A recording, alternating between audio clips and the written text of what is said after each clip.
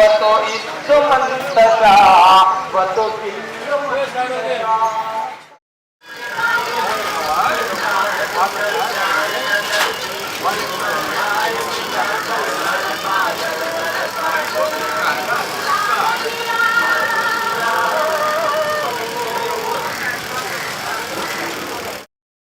This is Calcutta, not Kolkata, as the Bengali likes to refer to his or her city. Not Calcutta, which is the world of the anglicized, but this is the world of the non-Bengalis, the world of people who have come from as far as Bihar, from Uttar Pradesh, and oftentimes from Bangladesh as illegal migrants. This is the world where the protagonist of my novel, Jamshed Alam, or Jami, finds his early home.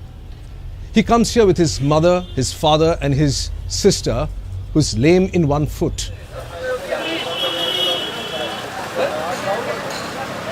This is a world populated by shopkeepers of a variety of different kinds.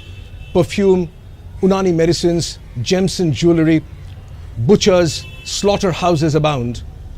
And of course, this is also the world of gangs, the world that he falls into. This is the place where he becomes friends with people who will last him for his entire life. This is the place where he finds his enemies, enemies who will torment him for the rest of his life. So, Jakaria Street, Chitpur, Kolutola, central and north central Kolkata is the setting of the novel as it starts. We think of Kolkata as a Bengali city, when in fact it isn't. The majority of Kolkatans are actually non-Bengalis. We think of ourselves, the cultured intelligentsia, as being the core, and everybody else is the periphery, when really the cultured Bengali intelligentsia is the periphery of this city.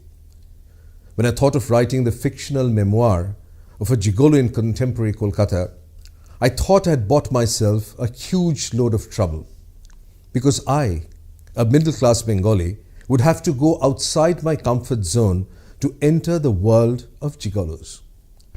There are lots of characters in this novel. There is, of course, Jamshed and his family. There is Uncle Mushtaq, the person who gives them shelter when they arrive as illegals from Bangladesh. Uncle Mushtaq is the leader of the Communist Party in Bengal. But perhaps the character that touches him most deeply is Rani.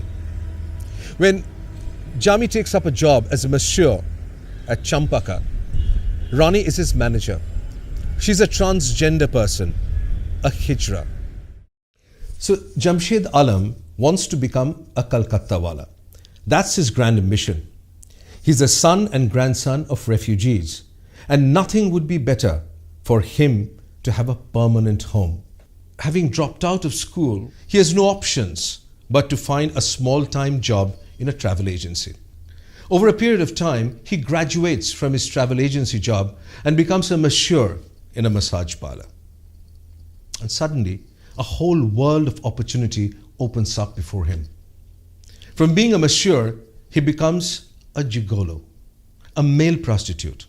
And in a very strange way, his life as a gigolo makes him a proper Calcutta wala. He travels to parts of the city he'd never been to before. He goes to the leafy suburbs of the south, the home of the fabled Bhadralok. He goes to the seedy guest houses in Sada Street and around Park Street to meet his foreign clients. There's a part of the novel when Jami discovers Job Chanak, discovers him accidentally. Does Job Chanak also discover Jami? Is Jami the true inheritor of Job Chanak, a stranger who arrives in this delta by the river and discovers a city for himself? Jami's job is to provide satisfaction to women. But what about love? Does he fall in love? There is someone that he has met at the travel agency, Mundira, who's from a completely different universe. And when they meet and talk again, she asks him, "Why didn't you ever speak with me when we were colleagues?" And Jami says, because I thought girls like you don't like boys like me. Does she really? Or does she not? Jami's Calcutta is full of surprises. But perhaps his biggest surprise was his meeting with Pablo, a little boy. He discovers a part of himself that he was never ever capable of in the past. Does he and Pablo, more than anybody else in the city, have a future together? When I started writing this novel, the question that was foremost in my mind was, how do I bridge the gap between me, the author, and Jamshed the Gigolo? And I thought the best way would be to write the novel in first person, to try to see Kolkata through the eyes of Jamshed rather than through the eyes of me. I would never ever consider going into parts of the city at certain times of the night when I know that the gigolos have come to search for drugs for their customers. In a way, it changed my relationship with Kolkata. It made me aware of not simply my presence and my comfort zone, but also how people with different vocations and pursuits make their life and livelihood